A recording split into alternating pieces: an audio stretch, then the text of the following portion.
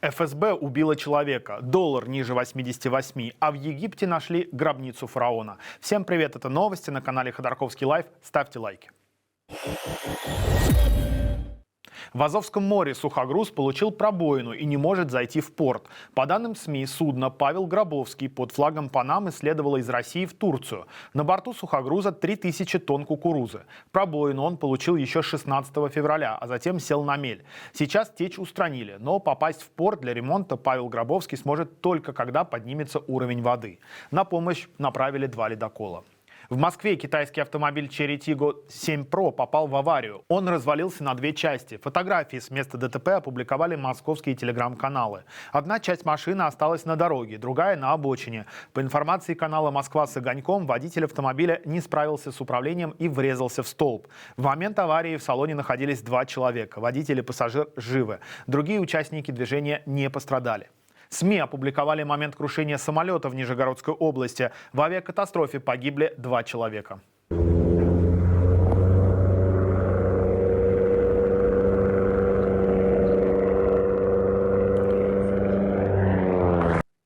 По последним данным, легкомоторный самолет упал на аэродроме Восточный и загорелся. Погибли пилот и пассажир.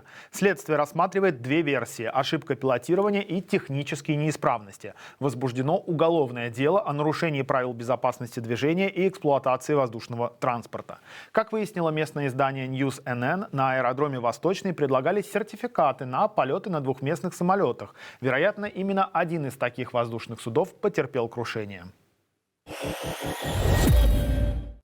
ФСБ сообщила об убийстве гражданина России в Саратовской области. Спецслужба опубликовала кадры оперативной съемки. Силовики утверждают, что мужчина по заданию Украины готовил теракт против местного чиновника. Убитый якобы планировал взорвать служебный автомобиль и следил за маршрутами потенциальной жертвы. Кроме того, он якобы собирал данные о военном аэродроме в Энгельсе и фиксировал атаки беспилотников. ФСБ утверждает, что при задержании мужчина оказал сопротивление, и силовики открыли по нему огонь. Издание «Сар-Информ» и «Взгляд-Инфо» пишут, что целью предполагаемого теракта был губернатор Саратовской области Роман Бусаргин. Силовики имя жертвы не называют. На этом фоне Владимир Путин сегодня заявил о необходимости гуманизации уголовного правосудия. Важно, чтобы в целом продолжалась работа по гуманизации уголовного законодательства и практики его применения. Заявление прозвучало на совещании по работе российской судебной системы. Путин уверяет, что из уголовных дел на 680 тысяч граждан в прошлом году почти по каждому 5-му преследование прекратили. Больше гуманности Путин попросил в отношении беременных женщин, женщин с детьми до 14 лет и мужчин с детьми до 14 лет, если они единственные родители. Российская армия обстреляла Никополь. Погибли 2 местных жителя. Об этом сообщил глава местной военной администрации Сергей Лысак. По его словам, в городе повреждены автомобили, промышленные и частные здания. 39-летняя женщина получила осколочные ранения. В Херсоне после ночного удара по жилому дому из-под обломков извлекли тело мужчины. Его личность устанавливается, сообщил глава Херсонской военной администрации Александр Прокудин. Ранее было известно о 6 пострадавших.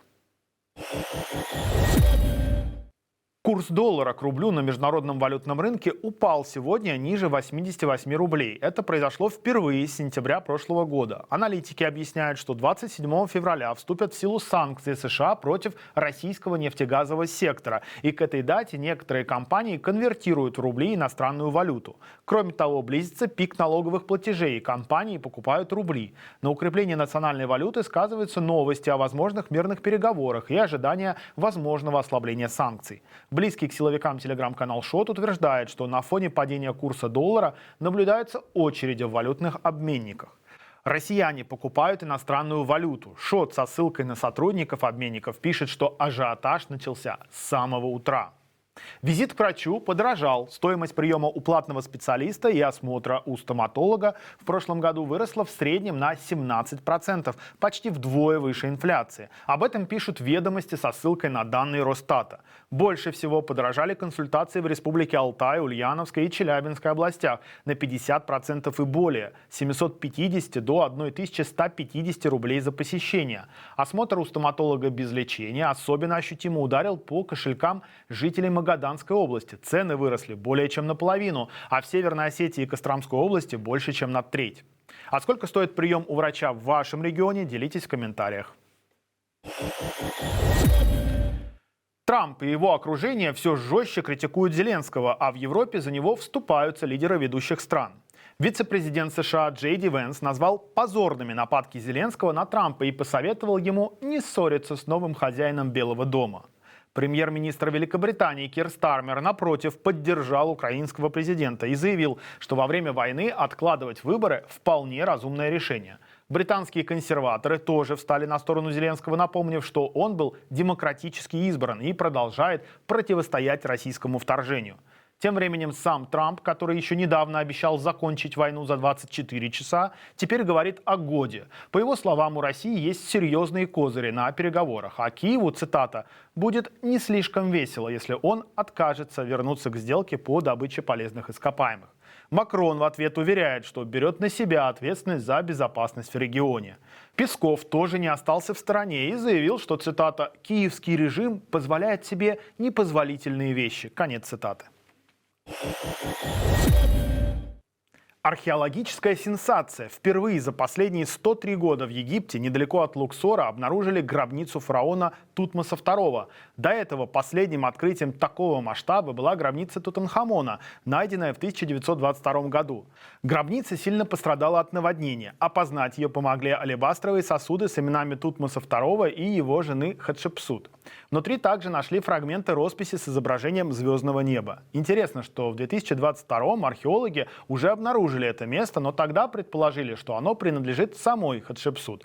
Мумию Тутмоса II нашли еще в 1881 году, но точное место его погребения до сих пор оставалось загадкой. На Сицилии уже 2 недели извергается вулкан Этна. Из его кратеров текут реки лавы, а воздух заполнен пеплом. Несмотря на опасность, тысячи туристов приезжают посмотреть на извержение, фотографируются, катаются на лыжах рядом с лавой и даже используют ее как пепельницу. Власти обеспокоены, люди рискуют жизнью и мешают спасателям работать. Что ж, друзья, у нас на этом все. Не уходите от нас без лайка, комментария и подписки. Смотрите и другие видео на нашем канале. С вами был Тенгиз Адамия. Всего доброго, пока.